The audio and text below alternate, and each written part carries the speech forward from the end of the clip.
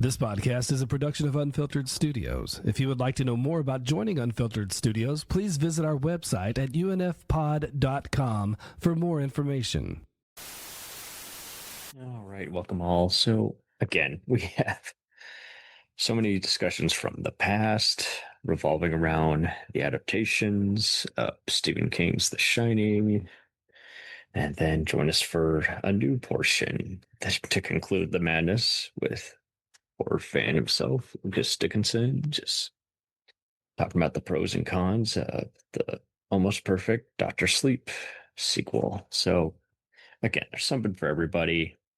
I think there was some really good points, on all honesty, just people who can stand this, people who can't stand this, but ultimately its place in pop culture and what it ultimately signifies for all who have seen it and what it ultimately means to them. And it is so wild how it just, everything, it blurs that line between psycho thriller, psychological drama, and it's, again, beloved by slasher fans. So it's something for everybody. And I think we got to the nitty and the gritty. So enjoy the rest of this Jack Nicholson themed month. Jenny, I'll let you better introduce yourself and take it away from there. So here's an important question. Why is a film from 1980 relevant to 2025, specifically the social media landscape? And it's because the film explores rage, power, and isolation. We deal with that today, and we desperately need more understanding on how media shapes our perception of power, identity, and violence. Because yes, it's a film, but film reflects real life, which will in turn reflect film. Before we get too deep into that, I'd love to introduce myself. I am Jenny Ambrose, founder of Puree Fantastico. I am an anthropologist turned graphic designer with 15 years of experience in design, messaging, strategy, and consulting.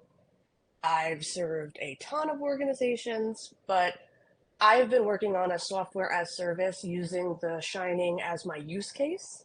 So this presentation was born. First, we got to define rage and erasure in media. Because if we can't name it, we can't talk about it. We mixed. We loaded it. We edited it. Sometimes we get so deep into conversation that we have separate segments worthy of their own place in the sun.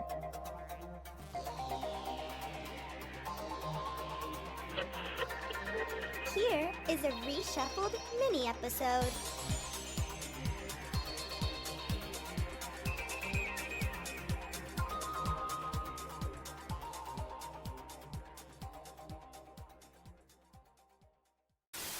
We mentioned The Dark Tower earlier, and Stephen King incorrectly does not like the original Shining.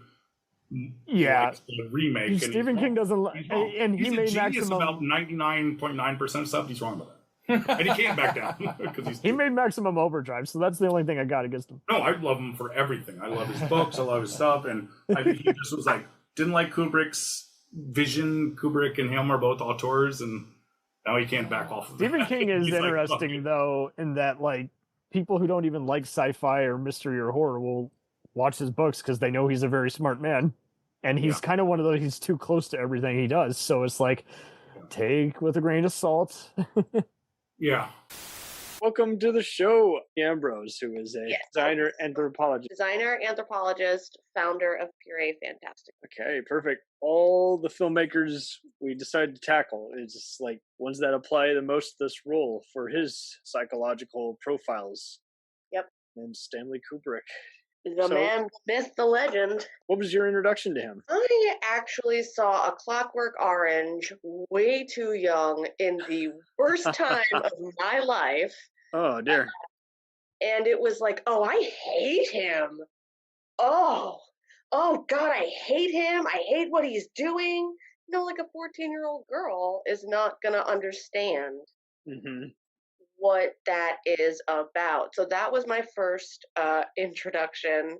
But what got me to really connect with him and why we're on this podcast together was 2001 Space Odyssey. Very good point. That was the first one I ever saw. It was basically the only one I could watch that was rated anywhere near PG. And yeah. Well, I saw it with a friend being like, oh, I think I've seen posters of this movie in Spencer's. I could watch. But 2001 Space Odyssey, I saw at 24, which is like way more age appropriate. And I think I was 13, maybe 14, but I see what you mean. It's definitely one of those, a completist of anything that was a visual effects epic, because I just would always read about it in the film history books. It's like, okay, here I'm talking about this.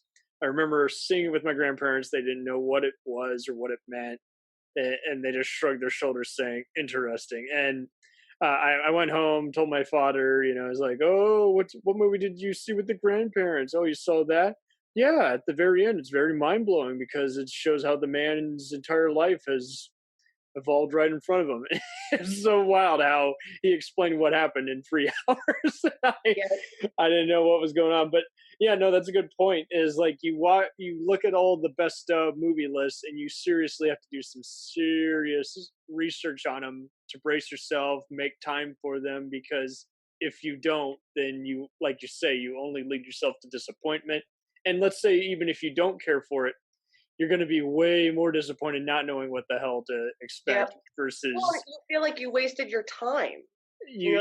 Time, and then you feel like an outsider is like, I'm going to say something that's going to piss a bunch of people off because I don't get it. And I'm more angry because I feel like I'm missing something. But really, I feel like everyone else is brainwashed when really it could be just the other way around. I'm an idiot and I don't get it, And so, like you say, I think Kubrick, he excels at the unpredictable, and at the same time, he's dangerous. You don't know what you're going to get, regardless of what movie you're getting into. Like Past the Glory, I saw with a bunch of college students, in one of those film, meetings that was assigned. I didn't know what I was getting myself into, even with a speaker telling us about the movie beforehand. Way by it. And like you say, Clockwork's another example. The last time I saw 2001, second viewing, and it was so funny. It was a film studies class, and we're all exhausted at the end of the day. It's 3-hour class, and it's just so funny. Half the class really fucking hated the movie. We can curse on this program, by the way. And the second portion really enjoyed it, really dug it. And there was maybe 3 or 5 people who were like, oh, I should have been high when I'm watching this. So it was so, that stuck with me because the film studies class in general was pretty lame. The professor wasn't very good at actually doing their job. And she and the other guy, he's just basically always just argued about what was considered classic and what wasn't, as opposed to actually, kind of doing what Turner Classic Movies does and give us some insight into the whole thing. And then maybe kind of make it film history and open up a discussion. And so it was bad because everyone else was lazy. I was like one of 3 people who asked questions, and I'm like, I'm seriously sick of asking questions. Anyway, at some point you're like, let's just have a conversation, me and you, and these other fade away in the background. Exactly. And so yeah, with that one, it was interesting because everybody had a mixed bag on it, and other people were like, I like the last 20 minutes, or I like the Hall 9000 segment. I don't like the other stuff. Well, and that's the thing with Kubrick's films, 2001 specifically. It's difficult when you begin to feel like, oh, I can take pieces out and still maintain what this movie is, and I think that's the trap. That is emphatically the trap of watching a Kubrick film. It's definitely a trap. And if you think about like Full Metal Jacket, right? Like I was going to go there, as well as Eyes Wide Shut. Like those, like you say, both movies are basically, people, like you say, get into arguments. I like the first half, I like the second half. But they're 2 halves of the same thing. You can't take one without the other. What I love when watching, film just in general, but I can trust that with a Kubrick film, there is an intention. And so even if, like, I don't understand it or I can't connect to the why, that doesn't mean I have the arrogance to be like, that doesn't belong there. And that's with a Kubrick film. I mean, that's with a Lynch film, but that is so much with a Kubrick film. Even if you don't get it, or especially if you don't get it, there's still something in there that's being delivered to you that adds to the experience, that changes the experience, or completely informs the experience of what you're watching. There's that, and very well said, by the way. More or less, you can always just you welcome the unpredictable, and every moment you can tell has been a mind game from his very get-go. Yep. He's almost a borderline sociopath. He knows how to actually kind of entrap you and hold you hostage. The Shining, nowadays, everyone likes to just get into a bitch slap on book versus the movie. To hell with that. It's a brilliant movie. Well, I think that's okay. So the thing about it is every single film that he's done has started from a source novel. Even 2001, it's like the companion movie to Arthur C. Clarke's book. But Kubrick wrote his own piece for that film. A Clockwork Orange is based on Anthony Burgess's novel, and no one's like, oh, the novel and the book. When we're talking about The Shining, it's such a different story, but reading The Shining, as a designer, I can so clearly pull out the inference, pull out the inspiration, pull out the core idea. Oh yeah, it doesn't exist without the book. That is for sure. It's just these No, people what are I'm just saying going to one-dimensional. You can read the book and inside the book say, oh, I can see where Kubrick expanded on this idea and came up with this experience. It's like reading a client brief and seeing the finished project of a logo or a website and be like, oh, they wanted to communicate ABC. The design firm chose that in this way. Right. As a designer, that's the key to understanding Kubrick, especially if you're going to be like, oh, the book is different. Well, yeah, duh. He's an artist, and he translated that information in this way to communicate what he saw.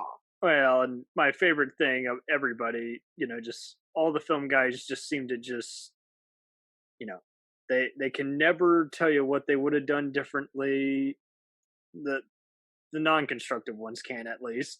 I mean, I'm sure there are some out there, but it just gets very exhausting when it just continually just incessant. And it's like, okay, well, do you hate it or like it anymore because you know about the book versus not knowing about the book? Or well, and it's a different story. It can never be the exact same thing because the author is making the film.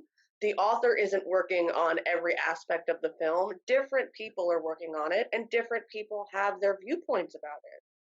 Correct. And then you reading the book, you have your own viewpoint about what you are reading. So ain't nobody gonna be able to translate it exactly how you, an individual, experience it, because the author is not experiencing it that way, and the author made the damn thing.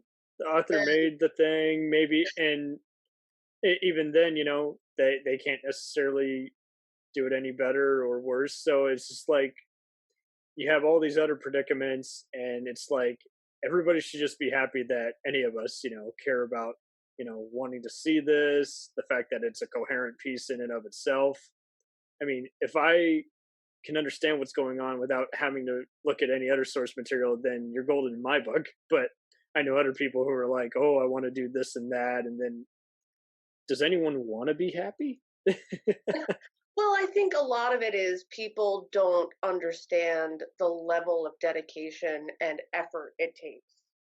The dedication, and I mean, this guy is, sweating this, so. For years, I was reading that it took The Shining 5 years to be filmed. So when you are at that level, it's like, do you know what it takes to do the same project for 5 years? Do you? Right. And most people wouldn't. Most people look, we're at the end of January. Most people do their, their New Year's resolutions, and by the third week in, they're like, it's too cold, it's too dark, I'll be fat, whatever.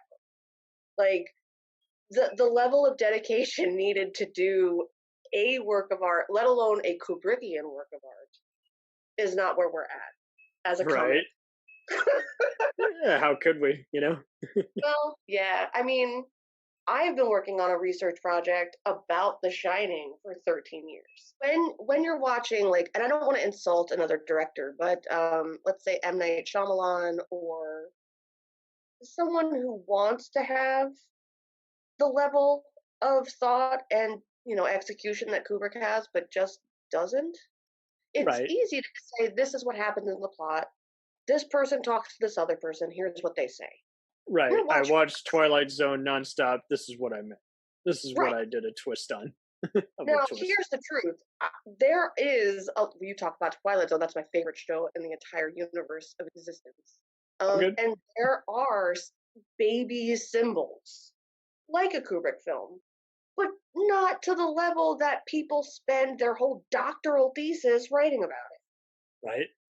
When it comes to Kubrick films, there is a level of intention that straddles the dialogue, the people as archetypal people, and not like, oh, this is not real people. Very They true. become symbol people. And that's how you have to sit. You have to sit on top of the Kubrick film and then see the ingredients he's presenting them to you, see the order in which you are receiving it, and then say, this is how he's using it. There is a reason. Like, in The Shining, you don't see Wendy and Jack happy in their marriage. Never. Never. You never hear, oh, hi, babe. How's it going, babe? You don't hear that. What you hear is, here's dinner, hon, or here's breakfast. How about you take me for a walk? And he's like, can't, gotta work. That's the nicest they ever are. Right. And then you just see the relationship degrade. You are never given this at one time was a happy marriage. Now, if you compare it to, and I would say an equatable horror film, the 1979 Amityville Horror. I don't know if you're familiar with that. Yeah. A perfect counterpart. Yep. Because that, I've been doing this project for 13 years, sir. The Haunting, all those kinds of movies where and what you are books. given is specifically in Amityville Horror, because it's like the haunted house. The guy before killed his family because of the haunting. He's not able to sleep. He's not able to work, and he turns on his family. That is the bare bones similarities between The Shining and Amityville Horror. The difference is there's two differences. One, they have a happy marriage. So when the guy starts being a shitty person, the wife is like, hey, dude, you're being shitty. In The Shining, she's never like, you don't call me that. You don't say, are you fucking crazy? This is not you. That is him. And in the end of the Amityville Horror, it's the only version of him he knows. Yep. And that's the thing that people don't pay attention to. That subtle thing, or like how Danny is never smiling or happy. He's a very sullen 5-year-old. Very sullen 5-year-old, and even with how every house, since the book and the movie have had to feature a Native American spiritual ground, you already know, even before they admit that part, the way he's acting, he's happy, but he doesn't seem naturally happy. It's like, okay, I don't know. They haven't even told him he's sold the house to him yet. He's just acting very weird, like he's off his rocker. The awareness there comes into play when Wendy and Jack fight. And that, for me, The Shining is so clearly a story. It works on a micro macro level. The micro level is domestic violence. That's a very good point. And I don't think I've ever, correct me if I'm wrong, I don't think I've ever seen anyone really go into it. Because the macro level is American culture as the patriarchal domestic violence masculine energy against Native Mexicans, African Americans, women, and children. Right.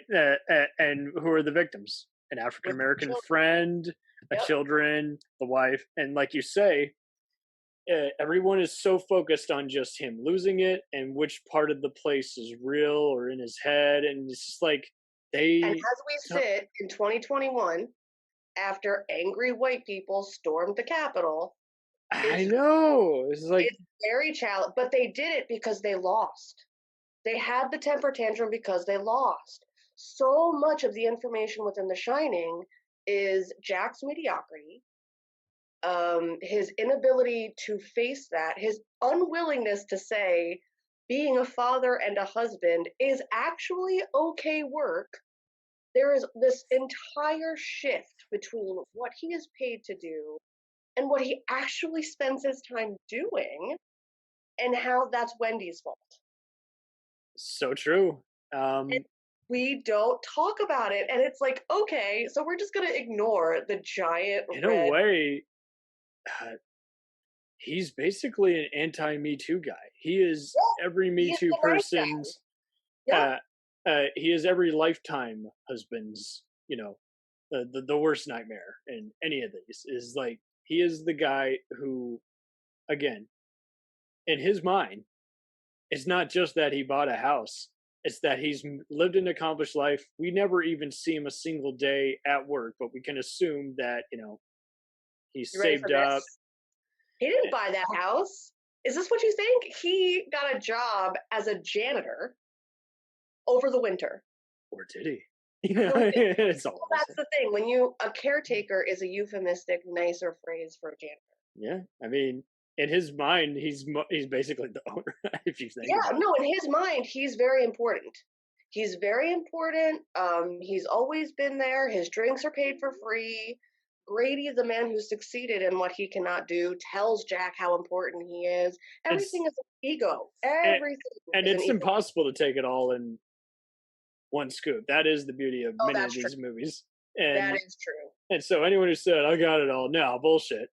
you read the Cliff Notes. I have been working on this project. I'm obviously not every day in 2020, but for most of them. From 2008 to 2019. And I still get stuff. Nice. I still get stuff where I'm like, oh, that is the same. And now it's like very, very nuanced, subtle art study, right? Like the way that Kubrick creates his compositions is similar to Renaissance paintings. Yeah, it's for real. There's a level of... And there's plenty of portraits in that movie, so... Man. Well, and I just mean like the way he plans his compositions. So there will be the same color across the whole composition that forms a triangle. Yeah. Now, as a creator, there are things you do intentionally. There are things you do subconsciously because it feels good to you. Right. And though that they happen. So that's part of the project where it's like, yes, it's not him being this maniacal genius. He has a plan. This is his message making system. And it happens across the visuals. It happens across the structure. It happens across the dialogue. It happens and it repeats in series of threes. The closest you might get is maybe, say, Giallo type movie, or particular Dario Argento. But see, the other problem is with those, in making this comparison as a contrast, half the time that shit isn't even meant to be figured out. Well, with this, you are supposed to peel it like an orange, layer by layer, like an onion even. I feel like with David Lynch... Lynch is a good counterpart. You can never figure him out. But he says you can. And so really? I would... Yes, okay. He says his films make complete sense. And I'm like, to you surrealist mastermind. Yeah, I like Lost Highway, but I haven't figured it out yet. So, I mean... Well, here's the thing. With David Lynch, his message making comes from inside. He loves transcendental meditation. He really does love surrealism. And so with those two things, they are an internal message making system that do make sense if you can ground it. And like Rosetta Stone translation. Right? Like that's how I live. With Kubrick, he's an external person the research and the documents and the card catalogs of movies he never even made, all of that can absolutely be tracked and matched.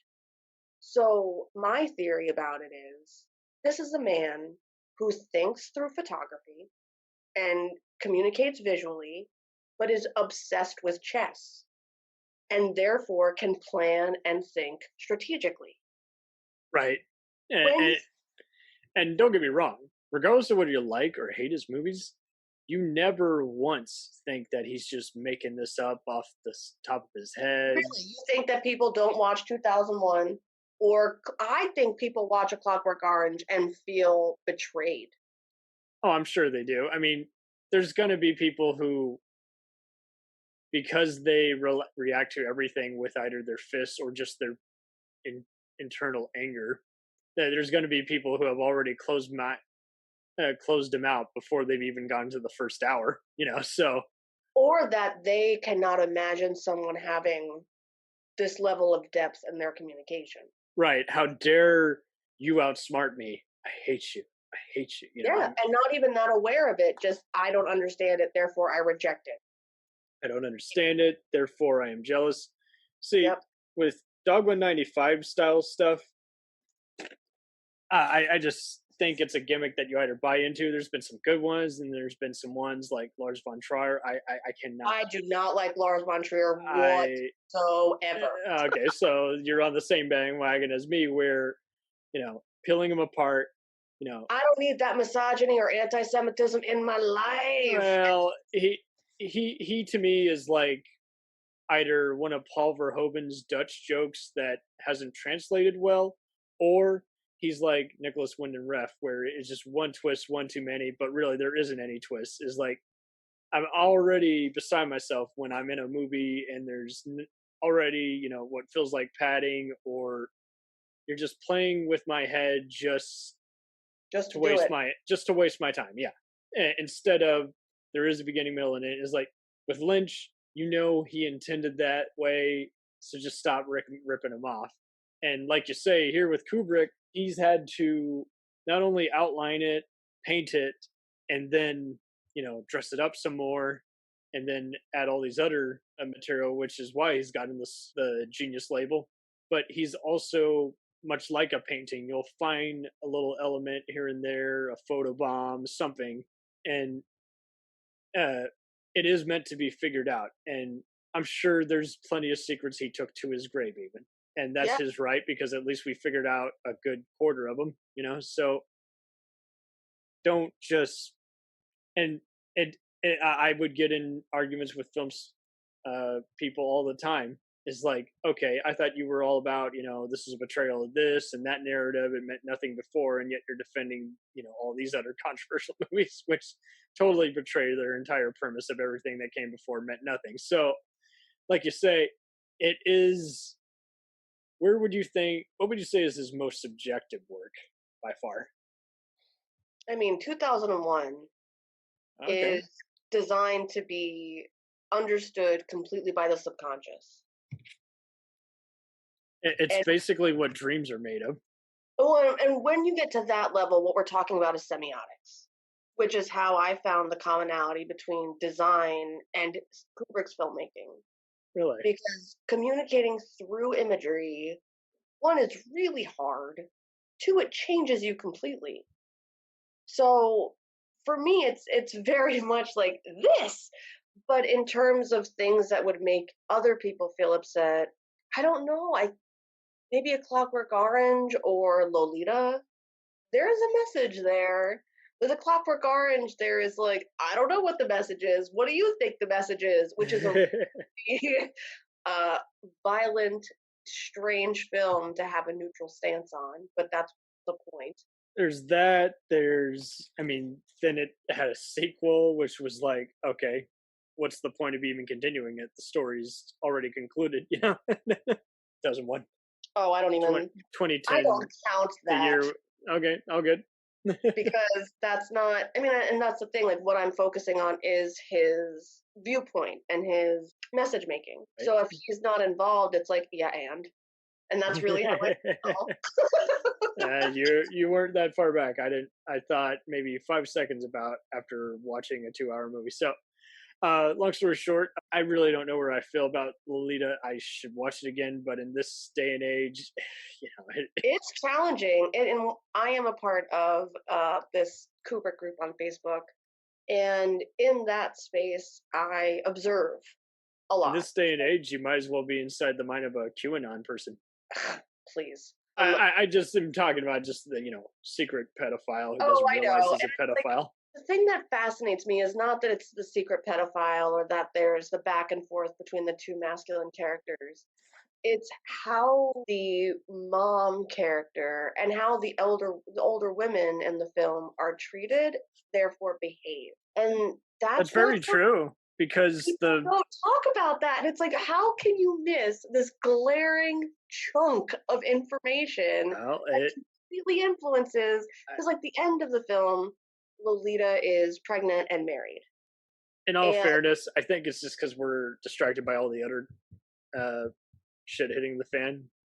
Fair, but that to me is a big diarrhea plot getting ready to drop on it the is. You're right. I think it's just because everyone's gotten, literally just their cranium just slammed. Well, it's also a very masculine. Kubrick films, I feel like, have been co-opted by bro culture. And it is, he's a masculine director, but he's not a misogynist. And that's the thing. Like, don't look at what the females are doing. That's true. I never once feel like he is an actual, incel or, misogynist. Like Lars Von Trier. Lars Von Trier is Lars is definitely a loser who is Antichrist. You're right. And Melancholia, he has been in front of the TV way too long to where I don't think he even knows what's real anymore. So, breaking the waves, don't get me started. Anyway, like you say, and I think the problem, going back to Lolita, that's another one. Is like they even tried remaking it, and see, you can't because the message that Kubrick had with it is probably not in the Nabokov story. I mean, obviously there are elements, there have to be, but like the amount of sexuality. The amount of and not obviously between Humbert and Lolita and Quilty and Lolita and the wife's sexual frustration and the swinging couple and like all of it compounded. And it's like, if you'd like to pick apart string, please, there's a whole pile of other string that very much adds into what this is about. Right. And to prepare for this, I was like, let me revisit these things because I really want to speak about them. And I watched Lolita before I started my project and rewatched it this weekend. And when the mom is hugging the dead husband's ashes and she's like, I was so young, you then see what happened to Lolita happened to the mom too. Yeah. Your youth is lost. You get married, you have a child, you resent your child when they come into their use. Like, just layers and layers of what society is like in the 60s. Now, it's not as like, is this serious? Because if you watch Rosemary's Baby, holy banana boats. Like, Rosemary's Baby is so obviously patriarchal that it's like, is this a comedy? Is she supposed to be a child? No, that's just what life was like then. And so looking back from our time where women get to have agency and a sense of self, it's different. It's different. And I know a couple of women who talk about film, but it is mostly a male space. And if it's mostly a male space, these things are not going to be noticed, let alone talked about. Really reiterated to me why Kubrick did the pacing in his film, why he was being driven insane post World War II. And you cannot think about the thing that just happened because, oh my fucking God, there are skeletons in the couch. Like, there's so many things that happen in quick succession that you are forced to forget because the brain only has a limited amount of bandwidth, and you are watching the film. Oh yeah, But the and you got to fight your own experience is war meant, now, which so is how the do I survive? experience is meant to mimic the abuse, and the experience is meant to mimic the gaslighting of being a minority under the threat of an angry white person. A I mean, minority. There's even, if you want to even go there, there's even, we're kind of in a society not too far from even Get Out, where we have to yep. figure out who is our true friend. It's like what, you or I believe what the right thing to do is and what's acceptable. That's all ingrained. That's not going away. Even though we like to think of ourselves more open-minded, we also, it would take us a while for us to even become, cold-blooded or do something violent to defend a bunch of other people. We're not in that mindset. So at the same time, I mean, I think you pretty much have nailed them on the head. So, I mean, how would you rank some of these movies? I'm not saying you got to rank all of them. I mean, because how could you rank your favorite cats? I cannot rank them. I'm definitely closer to Past the Glory and The Shining. Those are just the most surprising. I don't get anything out of Barry Lyndon. I know many do. Oh my God. Okay.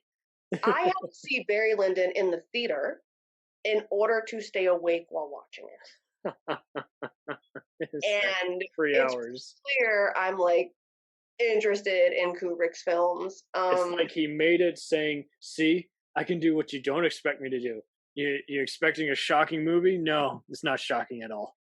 Well, okay, so I think he works in pairs. And if 2001 is a painting that moves, which I feel like it is, it's like a painting in the MoMA.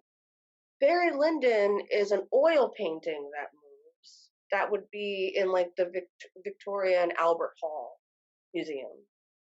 Like, beautiful. Absolutely beautiful. Technologically I'm impressive. not saying he can't. Fucking boring. So boring. And it's like, why is this the story that you pull? Why did you go from A Clockwork Orange to Barry Lyndon? And who would even make that journey is my question. That would be what I asked him. Be like, what? And then The Shining. What? Jesus. I like random, okay? Like I feel like it was. It's like he decided maybe it was a mercenary job. Do this movie, you get to do whatever crazy thing you do next. It was such a flop. It was such a flop that he like hid. He hid and then came out with The Shining. So I feel like The Shining is probably his most accessible. I think it's why it's still in our cultural mind as clear. I mean, it is so in our pop culture, and the movie came out 40 years ago. What other movie that came out 40 years ago are you like, oh yeah, I could totally drop a meme about this with Bernie in the background? Lawrence of Arabia, but I know what you mean. It's very, very seldom that a movie can age that well. Right. And I feel like, let's see, The Shining. Eyes Wide Shut pairs with it pretty well. It's about a family that has some issues, and the man has a lot of ambition and wants to strive beyond his ambition and realizes, I actually have a hot wife who wants to have sex with me. I should be more grateful. Right. With A Clockwork Orange, oh God, it's very challenging to watch that film. It asks a lot of you. And it frustrates me that people like to dress up as those characters and use the language. And it's like, did we watch the same film? Were we on that one together? But Paths of Glory, Doctor Strangelove, movies that came before 2001 are beautiful in terms of their composition, but they don't have the messaging depth that happened after 2000. The shots in the Paths of Glory are beautiful. And they can work as photographs, same as Lolita. But the shots in The Shining, while beautiful, have a lot of messaging in the styling, in the way that the character is costumed, in the posing, in the background posing, and the set. You know what I mean? Like there's so much more meat with the preview, Right. and that's where I spend my time. I spend them post 2001. Yeah. Okay. Yeah. Perfect. Because I mean, he was just always evolving. You could maybe say he was Hitchcock before Hitchcock realized he was Hitchcock. I'm sure he even surprised himself after a while. I was like, oh, I just thought of that. That's the thing. There's such a air of mystery around him, of like this untouchable genius. We'll return after these messages. Folks, Hal back here. We got a 90-minute weekly Shack Stop. It's growing all over the world. Find it at 2 p.m. and 10 p.m. Eastern Time on Mondays, then 3 p.m. on Wednesdays, then 7 p.m. on Thursdays. You can catch it on many more radio stations, 99.9 KERB, 1 p.m. Central Time, 2 p.m. Eastern on Mondays. Then catch the encore on Thursdays at 5 p.m. Central Time, 6 p.m. Eastern. Then catch it Wednesday mornings at 11 a.m. Eastern Time, 10 a.m. Central on 107.7 K-Twins. Then hang out with us Wednesday afternoons on MXTR and House Shack Radio, 3 p.m. Eastern Time. Then Thursday, get up bright and early with us on 95.7 Web Radio at 6 a.m. Pacific Time, 9 a.m.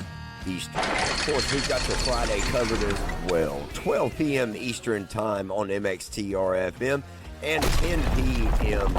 Eastern Time, 9 p.m. Central, 107.7 K-Twins. Find everything on HowShack.com. HowShack.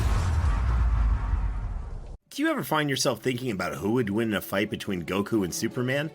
Hi, I'm James Gavsey, and on the Who Would Win show, me and my co-host Ray ignore anything important happening in the outside world and debate fictional battles between characters from comics, movies, and video games. We got a new show every week, and almost always am I the winner. Yeah, not true, Ray. In the past, we've discussed such matches as Captain America versus Darth Vader, Solid Snake versus the Iron Giant, classic matchups like RoboCop versus Terminator, and even the Muppets versus Sesame Street. That one was crazy.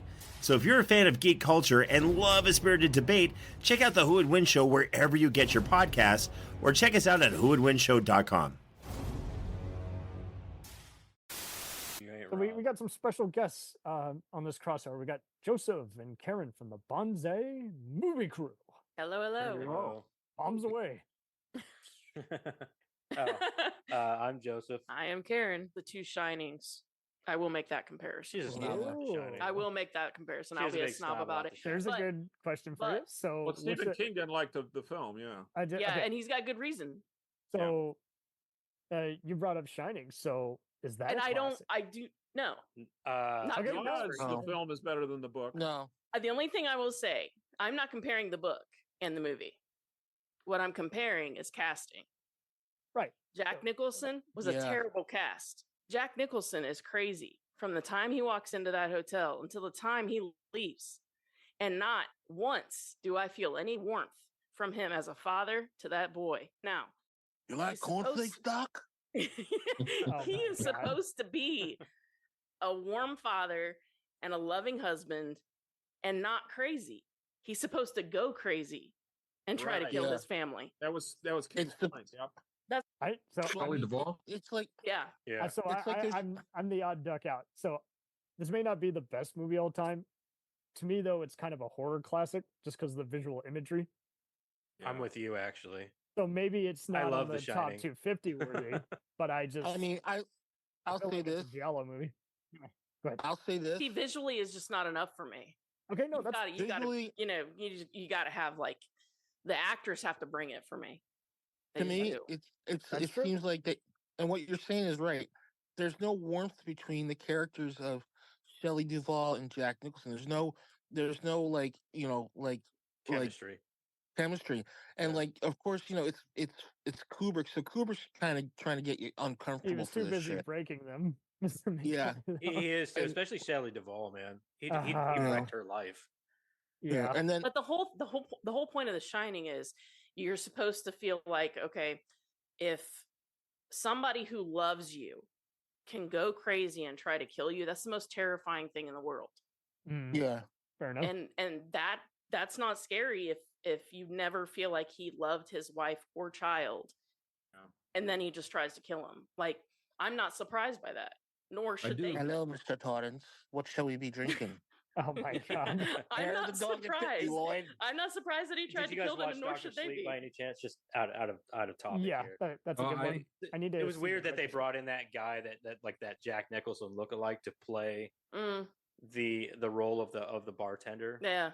It was so weird. I kind of got the gist that he took his place, basically. That's Now, right. Yeah, exactly. Is any of that or Mike Flanagan's movie a horror classic? It's just yes or no, guys. Come on. No. Really? Okay. I mean, No, it's like- Mike Flanagan ain't been around long enough to have anything that would be considered a classic to me. So Okay. I'm gonna definitely put either Hush or Oculus in there, just because they're at least an indie horror classic. Hush I is agree. good. I like is Hush and very good. Oculus, and I think that they. I didn't care for. I saw it in theaters. I think with time, those can definitely be. I'm not saying put they'll up be there. on TCM. Yeah. but I think that Oculus if it already hasn't been, but it will be forgot about. I do. I think I liked think Oculus. It's good. Don't get me wrong, but Hush unfortunately will also be forgotten, even though it's actually I think, in my opinion, a more superior movie to Oculus. Welcome once again. So, by like many of these segments, we've already had multiple chats and everything, but we're just going to close it off for Jack Nicholson themed week. And just had to give some love to The Shining, as well as its spiritual sequel, Dr. Sleep, discuss the book differences, and then explain why fans can think for themselves, moviegoers can think for themselves. Regardless of what Stephen King does or does not like, you, the viewer, can get something out of these movies. But welcome, horror fan and genre geek himself, Lucas Dickinson, back to the show. Welcome. I'm doing pretty good, man. How are you? I don't have demons coming after me, so that's a plus. I don't have a haunted house. I don't have a family trying to kill me, and vice versa. I think I'm doing good.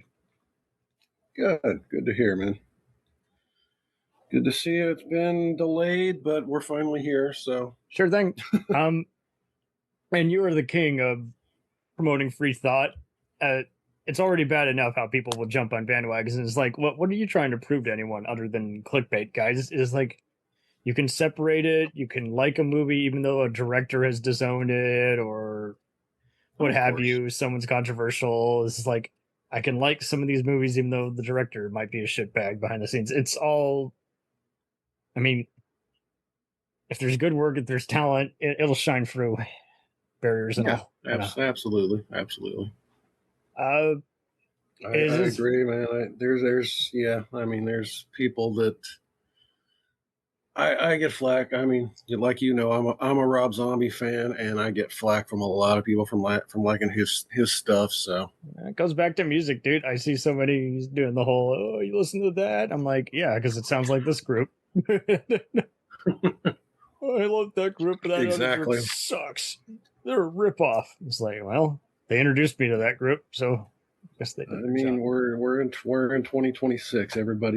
Almost everything's a ripoff of something at this point. So as long as you give me your everything's been done. So just give me your vision. If I see some insight, if I see some kind of strength go into it, it's like, okay, so that was a good knockoff. That was a good similar movie. That was a good inspired by. Yes. Well, so yeah, I've been seeing a lot of people were kind of finding Dr. Sleep to be like the sleeper, no pun intended, hit of the year. And now I'm seeing some serious flack from it online. I'm like, what did Mike Flanagan do to burn your guys' house down? My God. Really? I hadn't seen that. I was leaving a Facebook group. This guy was like, Flanagan, biggest hack. I'm like, I don't think you know what that means. You mean you ball? No, I mean Mike Flanagan. I'm like, okay. I don't get that at all. I've been impressed from everything I've seen from Flanagan so far. So I found that he's a big Kolchak X-Files fan. He likes anthologies, so that's why he sneaks Annabeth Gish and some of those other actors into all his different movies, but looking at the psychic moments in Doctor Sleep, there are moments where I'm like, yeah, that's totally Lance Henriksen's character Frank Black from Millennium. It's just the same kind of very believable. It's not an actor. I didn't think about that at the time, but that makes sense. Yeah. The actor's not playing towards the camera. They're actually like meditating for a minute and just the camera loves them. And I have seen Carl Lumbly recently at a Tampa convention. Very, very nice guy. I did not get his autograph, but that's a whole different story. I just saw him passing by and he just chill, mind his own business, and just happy to be here after being a veteran character actor for so long. Nice. That's cool. But yeah, I thought they did a good job in casting him as the pre-established psychic from Shining. And I mean, it's its own. I think so too. And comparing the director's cuts back to back, like it is a very unintrusive director's cut. Like it still has the same slow build, slow burn, and you really don't notice that the scene is going on longer. It's just kind of like a special edition where it. James Cameron style, where you don't really notice it's gone on longer than it actually was because you're still fascinated by how good it was. So I was just like, okay, that's the best kind, instead of, oh, the CGI looks different or the angles are slightly different than the technical stuff I otherwise don't give a shit about is distracting. And it's like, no, I literally would not have ever noticed that. Like,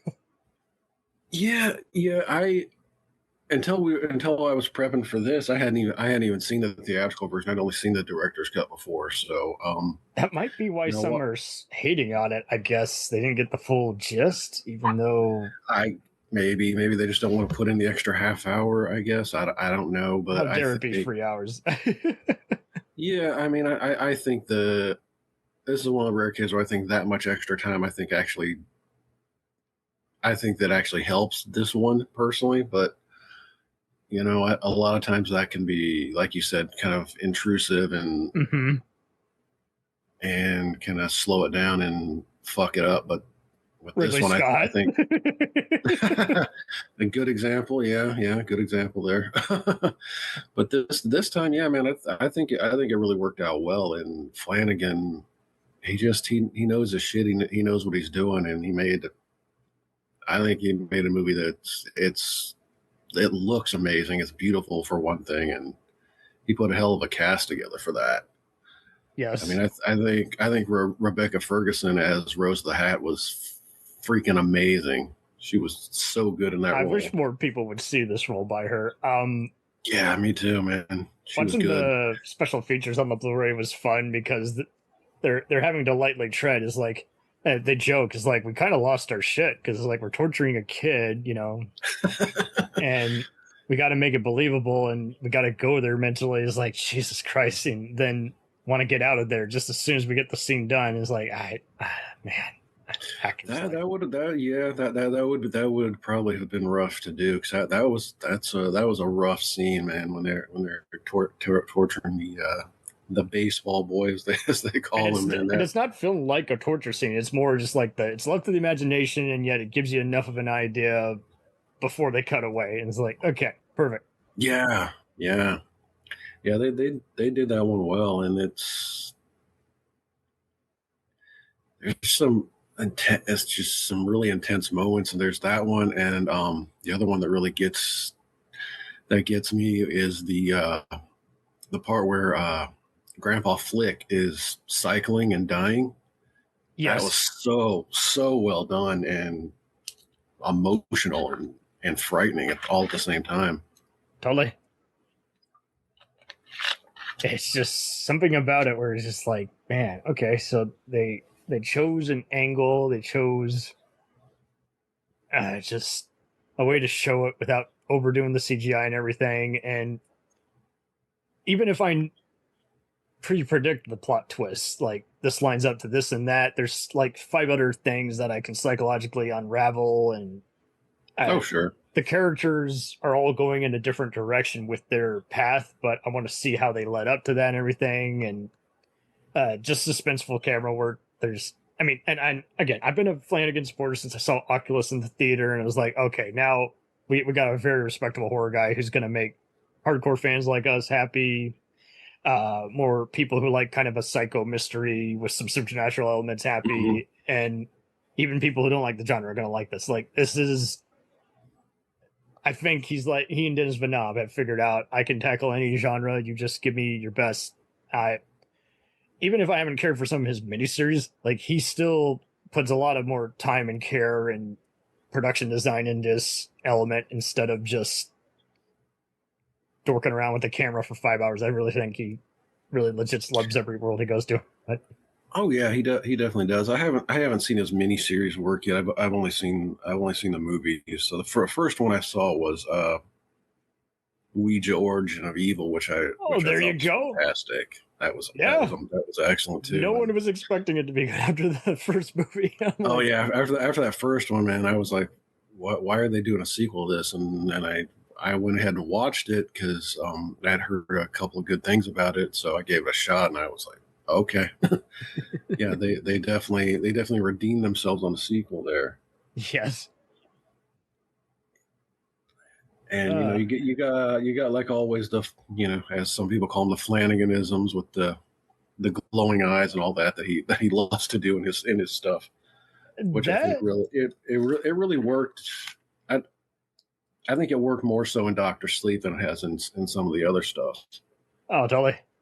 And oh goodness, when he gets to Midnight Mass, same kind of deal. He knows how to showcase people as they're being possessed, taken up into the air. And I mean, Midnight Mass was probably a second part of Doctor Strange where you have people who at one point, spoiler, are, going to be the hero and then accidentally be taken over by evil.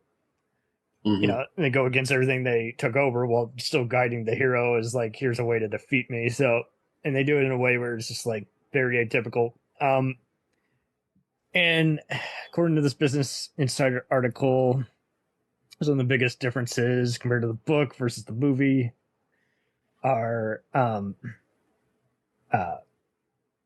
Wendy, Dan's mom, asks the hotel chef, Dick Halloran, to visit with Dan, the young boy from the original who's now an adult, and help him work for trauma. He's been seeing ghosts in the movie. Wendy never calls for that. Instead, the chef appears as a ghost who young Danny briefly speaks with to learn about the magical lockboxes. So that there's little different kinds of fantasy and ghosts. It's in New Jersey in the movie as opposed to North Carolina. I don't know why people make a deal about a state unless it's really so pertinent, but whatever. Yeah, that's not a big deal at all. I don't think at all. So, but people like to pick at shit any way they can to pick things apart. So, I really want to see what else this Abra actress can do in the future. Yeah, I do too. I haven't seen her in anything else so far, but she was really good. Yeah, I mean it helps that Kylie Curran and basically, I mean, if anything, The Shining was pretty much like an unofficial giallo for me growing up. It was like, okay, it's a psycho mystery. It's almost a reverse home invasion where what if the head of the family invaded his family's lifestyle. But yeah, this one kind of is dark fantasy, terror, kind of like Exorcist, Hellraiser for me. So I'm already in it to win it. I love that kind of Omen kind of stuff. But that's interesting. I've never heard The Shining compared to a giallo before. I like that. Yeah, I'm probably I'm the only idiot here on the planet who thinks that. But there's definitely some stylistic elements there, especially if you look at what Argento did and stuff like that. That's kind of what I was thinking. There's some definite similarities there, for sure. I don't know if Friday the 13th also saw this open. I don't know. No, I mean, that's they got the basic ideas from. I mean, even though Cunningham will never admit it, they got the basic ideas. Yeah, I mean, Friday the 13th from Halloween and from giallos. So. The cinematographers are grips, probably dead. Oh yeah, for sure. But yeah, I mean, they I love how they're able to convince Abra's dad is like, I'm not here to kidnap your child. It's like she's the only one who can help locate this, cult and everything and what they're up to. And there's a little extended scenes when they're like at the store collecting goods and everything for their stuff. So that's a little more interesting, just how they have a moment in public and they got to get out before they're discovered. So just little small things that really make a difference depending on which cut you watch. But I mean, it did pretty successful overall. It's just, yeah. Yeah, man. Like I said, I agree. I think it was successful from beginning to end. I mean, he lined up a hell of a damn cast for it and everything, and I think pretty much all of it works. I don't know if it's necessarily what I would call a quote unquote perfect movie, if there is such a thing, but I think what is a perfect movie?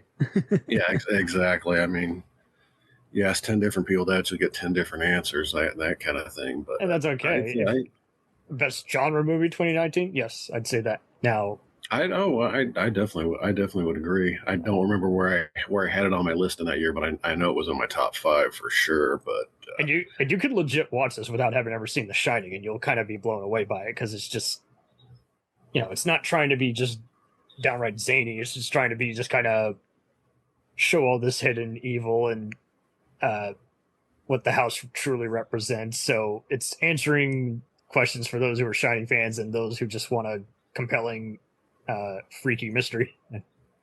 Yeah, and I think Flanagan did a really remarkable one of the things that he did a really remarkable job on, because I was curious about it going in, was making at the same time a sequel to King's story and Kubrick's film at the same time. Yes, he managed to meld those two together pretty well, perfectly. And because I mean, of course, we all know how King feels about Kubrick's movie and all that.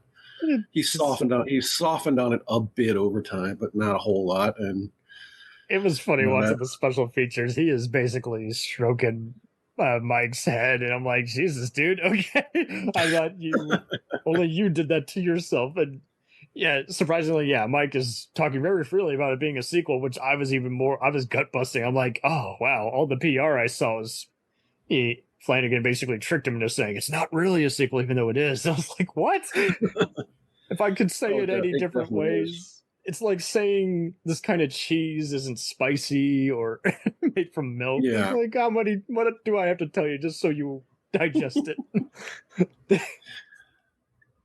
Yeah, but cherry pie isn't made from cherry. I don't know.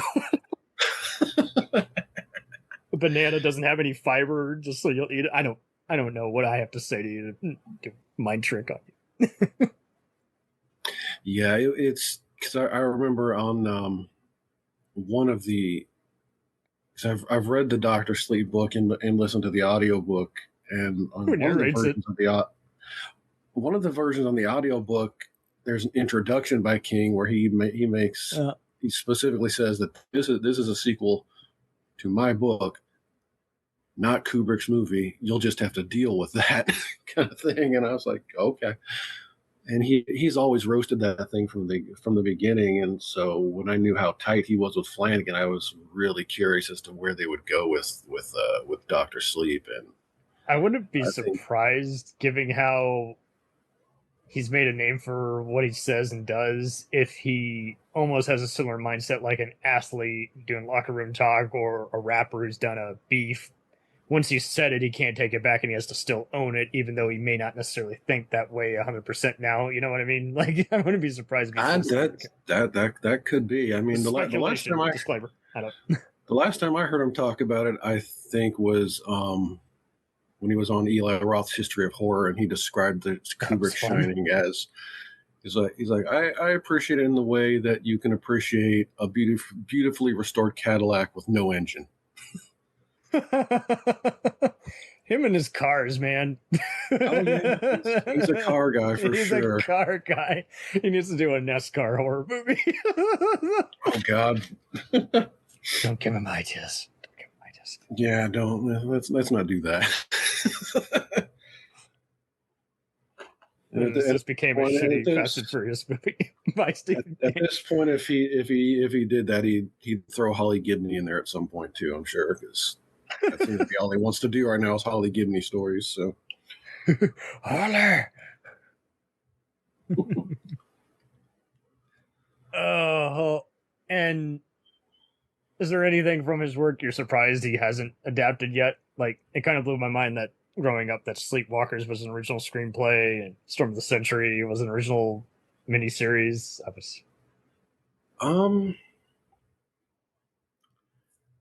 I mean, at this point, I don't. It's hard to say. I mean, I can't even remember everything that's been adapted at this point. There's been so damn much, especially in the last decade or so. And I mean, there's still some of it I haven't seen. Like as far as I could remember, unless I saw it when I was a teenager and spaced it, I don't think I've seen Sleepwalkers. And it was fun.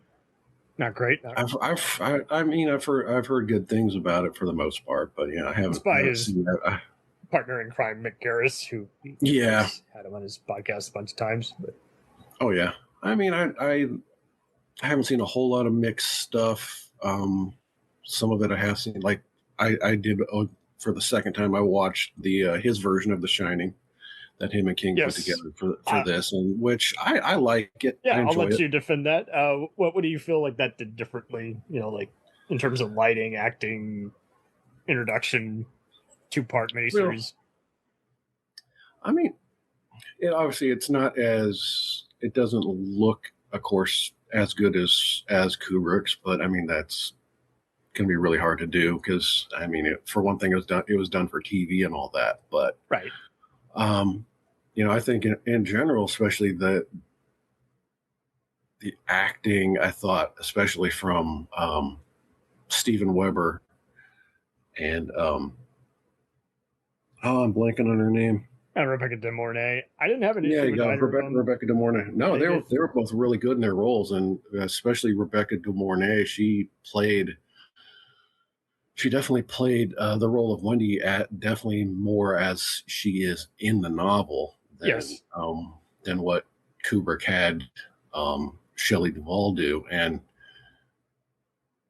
you know, I don't want it to come across, you know, like I'm picking on Shelley Duvall for that or anything, because you know Kubrick basically abused her during the making of that movie and kind of, you know, emotionally ruined her. But what she did, she did well, but that was not the character from the actual story. I don't know why he had her play such a kind of a meek, scaredy cat. Oh, I mean, yeah, he was an egomaniac and an asshole for sure. But yeah, I mean, he has his vision and he's going to stick to it 100%. Like, I mean, the fact that he had, I think, the one scene was with where Danny and Scatman Carruthers are doing their scene in the kitchen. He had him, I think, do like something like 114 takes of that one scene. Yeah, pretty ridiculous. To the point where Scatman Carruthers was in tears by the end of it. Yep. Shawnee Smith, I forgot, was the waitress in the '97 remake, and you know her from the Saw she was. movies. Yeah, she was. I didn't realize it at the time. Yeah, still cute.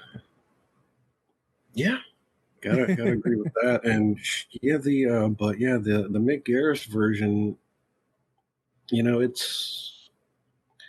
think they did a remarkable job, you know, sticking to the actual story and adapting it, and as well as one could. They were adapting not only Stephen King like crazy, but like this also reminds me of some of the other mini Dean Koontz adaptations that were popular in the late '80s, early '90s. Oh yeah. And then, you know, Michael Crichton takes over, and there's all kinds of other stuff. We're just like, yep, got to make this like that, and it's like, oh yeah, they went crazy with the adaptations in the '90s, and the one thing that I see people always picking on the Garris version, of course, is the CGI, you know, especially with the hedge animals and all that. But that was a thing obviously King wanted in there, and but the makeup was good. I think for the time, I think they did pretty much as well as they could with the CGI for that. There's, TV budget. Yeah. Yeah, exactly. I mean, it's a TV budget, like for one thing, and CGI was kind of in its infancy at the time, so they did. Mm-hmm. It's not great, but they did what they could with it, and I don't think it's terrible. I don't think it ruins the movie or anything, but yeah. Mm-hmm. Well,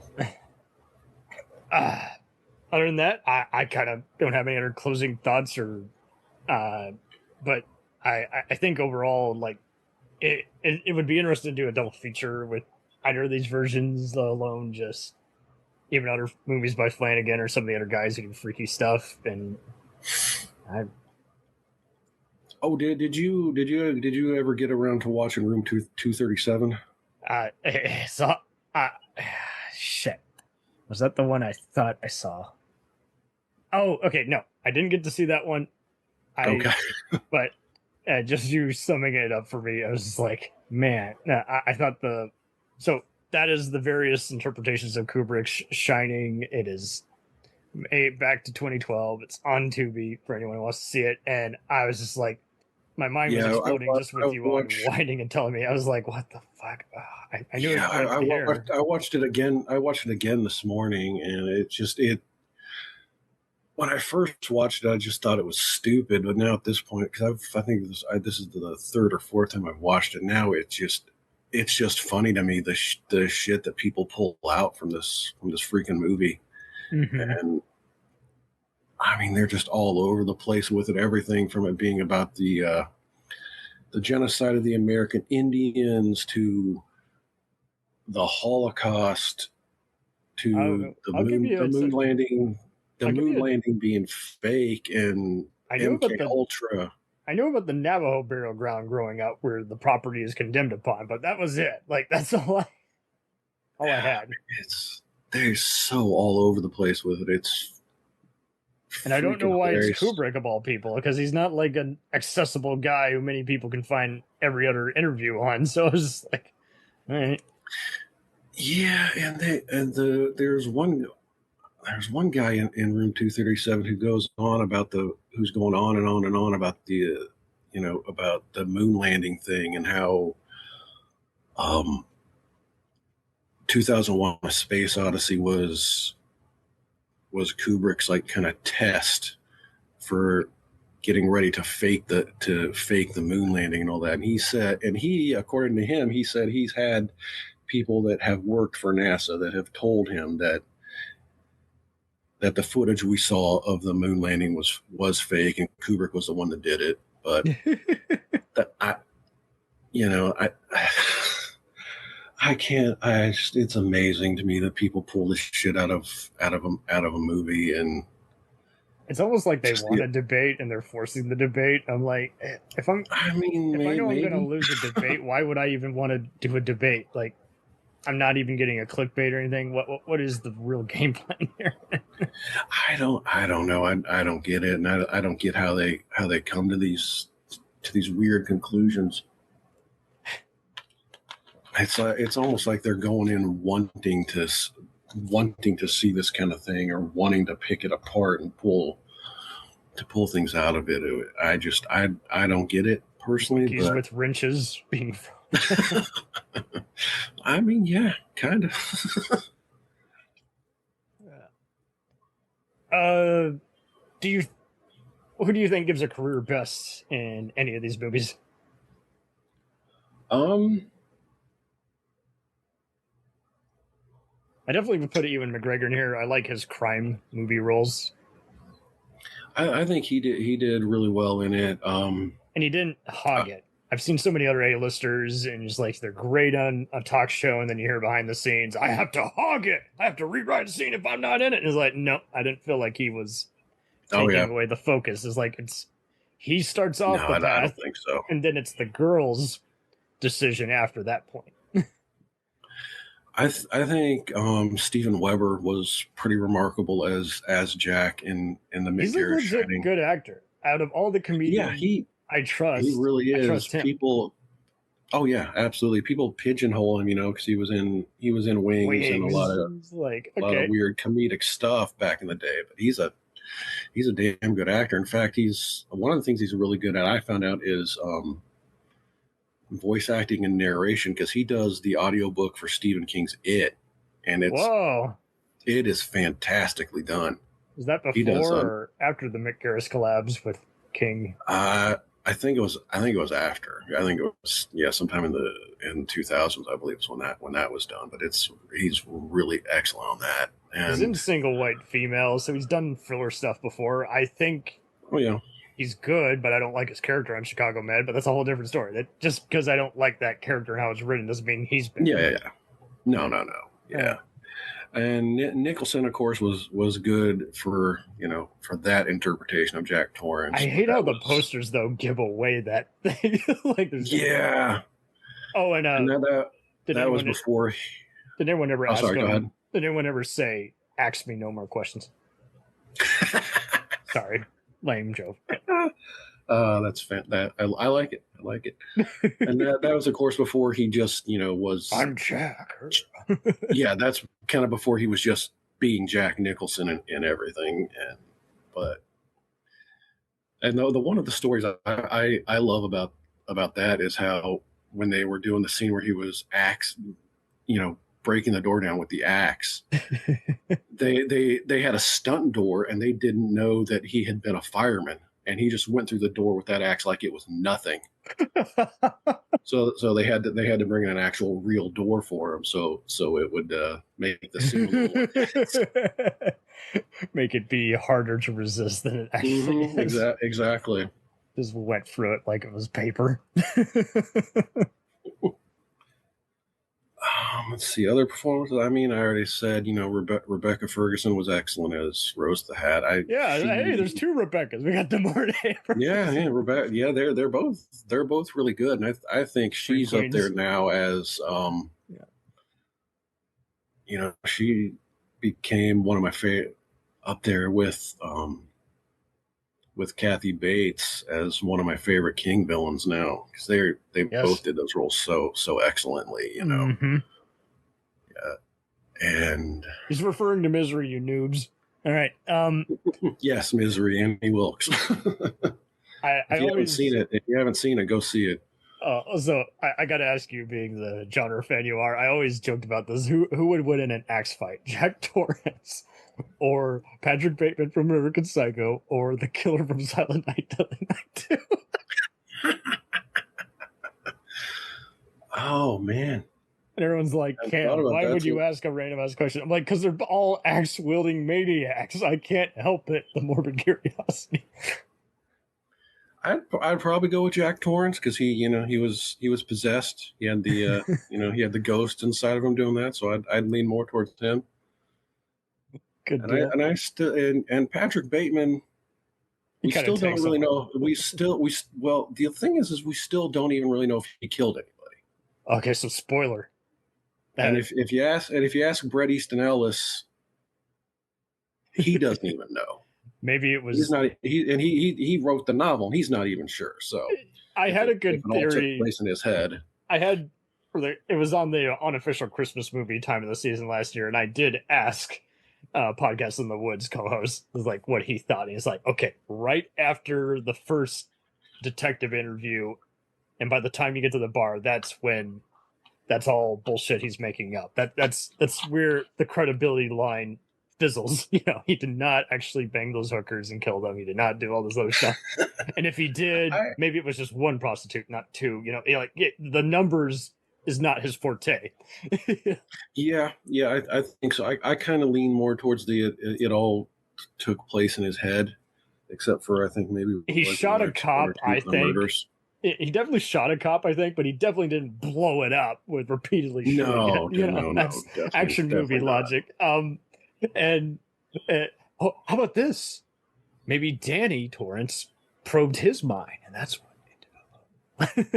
Oh, hey, there you go. There's one for the conspiracy nuts. There we go. Yeah, there you go. I just shit the bed with that. Boom. We landed on the moon and now blew up. Perfect. Oh, sure. Why not? Well, and it is kind of funny though. It's like I see people like to nitpick how stuff is shot on. I haven't seen anyone complain how this is shot on. It's like this kind of looks like a timeless movie, regardless of what level of widescreen it's shot in.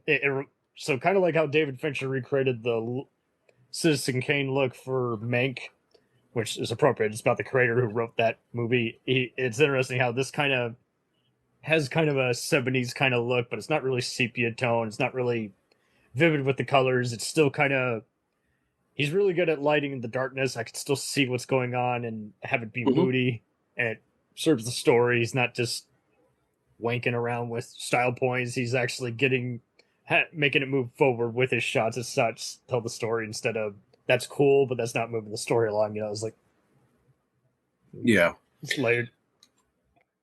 But yeah, I think Flanagan did. He did a remarkable job of making the film look freaking. It's just I think it's beautiful. I wouldn't know what era it was made in. I literally would not. I'd be like, yeah, it could be. Tell me it's 87. Maybe not quite, but if anything, I'd be like, yeah, it was made in 95. No, it's 2019. Oh. Yeah, I mean the only thing that might give it away is the parts where Abra's on the poking around the internet and that kind of shit. But true. Other than that, other than that, that's really about it. And gotta be looking around for stuff like that. Yeah. Oh yeah, for sure. But one of my favorite parts I thought was where Danny and Billy ambush the few of the True Knot members in the woods and just start capping them left and right and picking them off. I thought that was really well done, and the way they have them die, I thought was fantastic. The way they kind of go into the sounds and the convulsions, and then they just kind of disappear into smoke. Is really, really a freaking cool twist on it. Yeah, I can't tell if it's actual dry ice or CGI, and I'm not focused on that like other movies where I'm distracted by how it's made because it's schlocky editing or anything. It's like, no, I'm in it to win it. Like I'm just as freaked out by the powers just as the minute I see it, as well as wanting to know more about it. The morbid curiosity starts turning in one's cranium. You're like, okay. Oh, definitely. Yeah, You want the kid, you're doing a terrible thing. I don't know why. Let me know why. I mean, he obviously must have had a hell of a budget to work with. I didn't look up that information, so I don't know the budget. But he did well, and $45 million. Okay, well there you go. Paid $72 million against budget marketing costs. So yeah. Some say $55 million. So I don't trust studios, to be honest, but whatever. So yeah. pretty big deal though for a guy who did the typical low budget work with $1 to $5 million. Invite your actor friends. I think Dr. Sleep. I think that was the biggest thing he'd done up to that point. Because totally, I like him in a Romero way because even though he's flirted with King before, he has his own essence of what he wants to do. He likes to kind of let shit speak for itself without going on a lecture and. Yeah, and he's kind of become, I guess at this point, he's for Stephen King, he's the new version of Mick Garris. He's kind of his pet director now. He's done a lot of his stuff, and I think he's got another one or two Stephen King projects on the books. Mick Garris is interesting to be made in the future because people either know him for the comedy stuff he did, or the King adaptations, or just some of the other, Masters of Horror TV shows and Amazing Stories. So it is funny how these kind of filmmakers remind me of comedians. It's like, I can give you the G-rated version, the PG-13 version, or I can give you the flat-out R-rated, X-rated, verbatim. Just tell me the line, which we will or won't dip beyond, and I'm ready. I'll snap my fingers, and just like that, I am who you want me to be. Yeah. I watch these things and I've never watched The Shining, Kubrick Shining and Doctor Sleep in this close of proximity before, and it kind of makes me wonder how the Shining how Kubrick Shining would have turned out if him and King had gotten along and worked better together than what they did. Because I guess King did write a version of the script, and I guess Kubrick, of course, hated it and tore it up and redid his own thing. Oh man! And there's that one infamous time that King talks about where he got a call. I think he said it was like in the middle of the night from Kubrick to ask King whether or not he believed in God. Oh my God. For some reason, and King said, "Well, yeah, I do," and he's like, "Well, I don't. I'm an atheist." And for some reason, I guess that played into his interpretation of The Shining, which I don't understand that. And I mean, William Friedkin showed that he notoriously, like, he had the one doctor who was actually behind the murders they found out later while during the making of The Exorcist. He had another guy who was a tracker, but clearly a con artist with a military background on the Hunteds.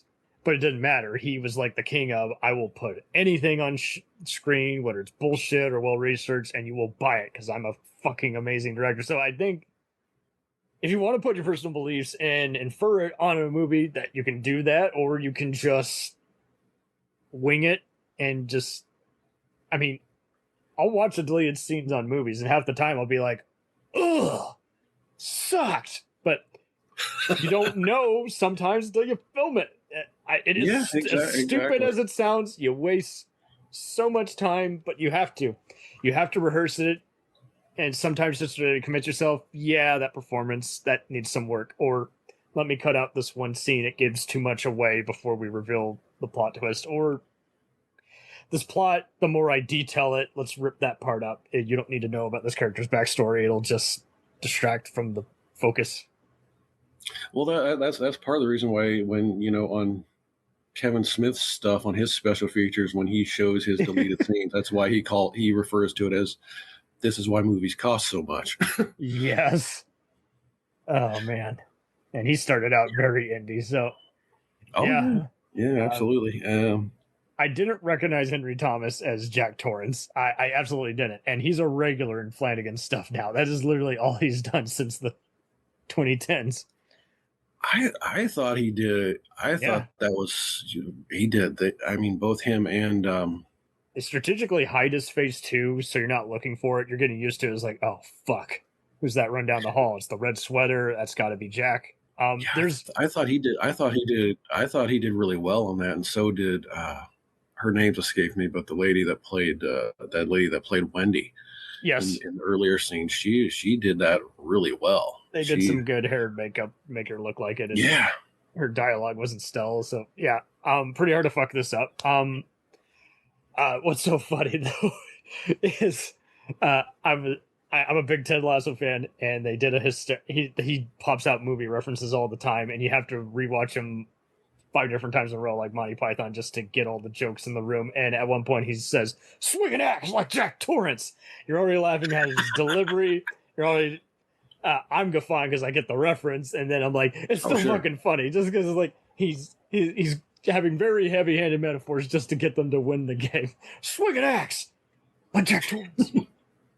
I've never seen Ted Lasso, so that's fine. Maybe I might actually have to give that a shot at this. I didn't know they did things like that. I didn't think I would like it. I was like, it's too close. Stuff based on sketches can be okay, but not have trouble getting to the end of the tunnel. Within minutes, I'm like, okay, focused, going along with it. I can't get enough of this. It's just coming back. I just never wanted to give it a shot. I never wanted to give it a shot initially because I know there's a lot of crossover between that and and fans of The Office, and I never got into The Office. I never gave Ted Lasso a chance, but I don't get The Office connection. I don't know, but for some reason I've seen a lot of fans that love The Office seem to love Ted Lasso too. I never. It's by the Scrubs and Shrinking Guys. Oh, okay. Well, there you go. See, Scrubs I liked, but yeah. the closest connection might be it's a workplace comedy. That might be it, but maybe it's not, yeah, I guess it's so. not using the mockumentary at all. Although I would love if Mike Flanagan did a mock documentary or did what they did with Hell House LLC movies, have a documentary crew in the middle of a horror movie. I would love to see what he could do with something like that, with a mockumentary, found footage kind of deal. I mean, I'm at this point, I'll give anything he does a chance at this point until he lets me down. I'm tired of remakes. He's batting him a chance with these remakes because I know he hates remakes more than anything. So he's going to do his damnedest with Carrie or what have you. Oh God, he is. Yeah, he is doing the Carrie. I forgot about that. I did hear about that recently when I was listening to 22 Shots. God, that one. I mean, if Flanagan's behind it, I'll give it a shot. So, I mean, I like the original Carrie. I didn't see the sequel or the TV version. So. From what I've heard, I don't want to, especially that TV version I've heard is absolute dog shit. It was boring, and I felt so sorry because the Canadian actors have been in utter fun Twilight Zone type shows, and the director had helmed a lot of good sci-fi horror shows, and I was like, whew, pretty dull. And like, it was nearing that time when they were starting to use digital, and God. It hurt my eyes after a while. I can imagine. 3 hours. That felt like 9. Oh God, 3 hours of that. Jesus.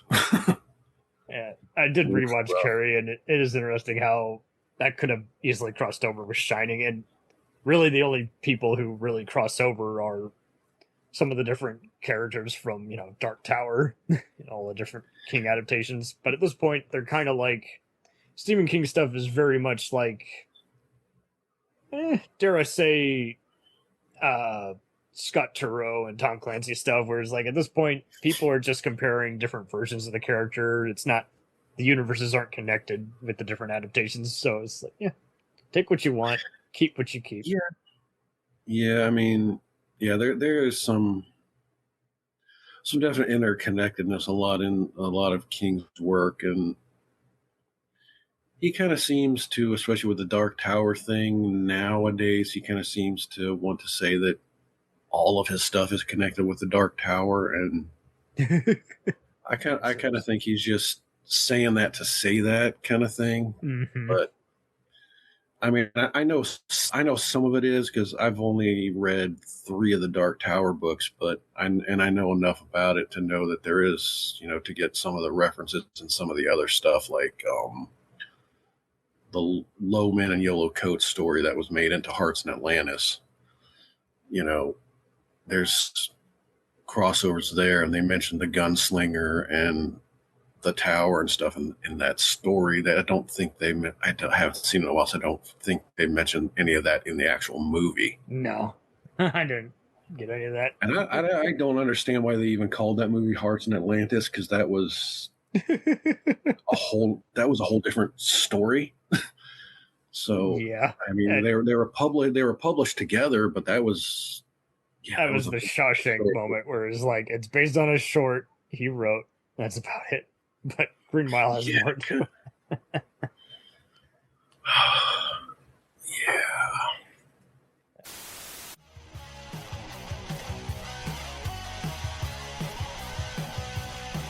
Follow us on the web on Facebook, Twitter, and Instagram. The podcast is available on Podbean, Spotify, iHeartRadio, Anchor, Apple, and anywhere else podcasts are available. Feel free to review our show and leave comments on any of those sites. Thanks a million for listening. It's a Jack